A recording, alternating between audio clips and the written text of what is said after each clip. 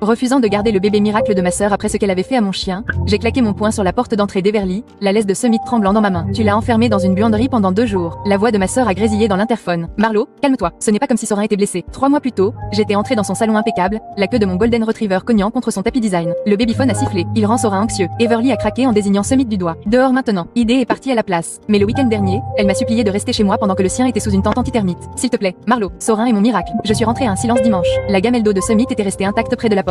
Des griffures. Le seuil de la buanderie. Mon chien, ma famille, se sont blottis sous le lit. Le pelage emmêlé d'urine séchée. Le message d'Everly s'est allumé sur mon téléphone. Il fixait Sorin sans arrêt. Il fallait que je le mette en sécurité. Elle se tenait maintenant sur mon porche. La poussette de son fils claquait tandis qu'elle me pointait du doigt. Tu refuses vraiment de garder un chien. La pluie me ruisselait dans le cou. Tu l'as laissé sans nourriture, sans eau. C'est 2 jours par semaine. Sa voix était aussi aiguë que du verre brisé. Sois reconnaissant, même vivant, après ce qu'elle a arrêté. Summit gémissait derrière mes jambes. Maman a appelé 1 heure plus tard. Everly se débattait. Sois un peu gracieux. Grâce. Je trouve encore des morceaux de fourrure de Summit coincés dans la porte de la buanderie. Mais voilà ce que je ne leur ai pas dit. Quand j'ai forcé la porte,